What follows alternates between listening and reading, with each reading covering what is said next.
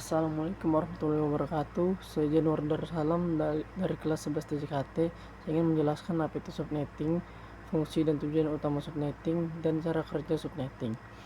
Subnetting adalah proses memecah atau membagi sebuah jaringan menjadi beberapa subjaringan yang lebih kecil dan mudah diatur. Lalu ada fungsi dan tujuan utama subnetting. Yang pertama, mengefisienkan alamat IP. Dengan memecah jaringan besar, administrator dapat mengalokasikan alamat IP sesuai kebutuhan real di setiap subjaringan, mengurangi pemborosan alamat IP yang tidak terpakai. Lalu yang kedua, untuk mengurangi lalu lintas jaringan. Contohnya, setiap subnet menjadi domain collision dan domain broadcast yang lebih kecil. Lalu yang ketiga, meningkatkan kinerja dan keamanan. Contoh dari kinerja, data dapat bergerak lebih cepat dan efisien karena router hanya perlu mengarahkan paket ke subnet tujuan, bukan mencari di seluruh jaringan besar. Lalu untuk contoh keamanan, administrator dapat menerapkan kebijakan keamanan dan pembatasan akses yang berbeda untuk setiap subnet. Misalnya memisahkan jaringan server dari jaringan karyawan atau jaringan WiFi tamu.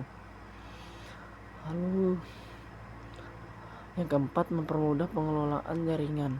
Jaringan yang terbagi-bagi berdasarkan lokasi, misalnya lantai, departemen, misalnya HRD keuangan atau fungsi, lebih mudah untuk diidentifikasikan dan diatasi masalahnya. Lalu ada cara kerja subnetting. Yang pertama, alamat IP. Terdiri dari 32 bit dan dibagi menjadi dua bagian, network ID dan host ID. Lalu yang kedua, subnet mask, angka 32 bit yang berfungsi sebagai topeng untuk membedakan mana bagian network ID dan mana bagian host ID. Lalu ada langkah kuncinya. Yang pertama, meminjamkan bit. Dalam proses subnetting, beberapa bit dari bagian host ID pada subnet mask diubah menjadi 0 dari 0 menjadi 1. Bit 1 yang dipinjam inilah yang menciptakan subnet ID baru. Penciptaan subnet baru di setiap kombinasi dari bit 1 yang dipinjamkan akan menghasilkan subnet baru. Lalu ada penghitungan prosesnya.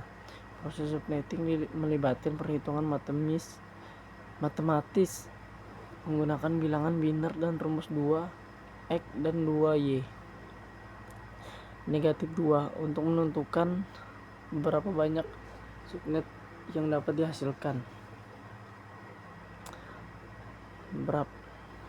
Lalu berapa banyak host perangkat maksimum yang valid di setiap subnet. Alamat network ID dan broadcast ID dari setiap subnet. Lalu router, setelah jaringan dipecah, router bertindak sebagai penghubung dan jembatan antar subnet, memastikan paket data sampai ke host benar di subnet yang dituju. Sekian, terima kasih.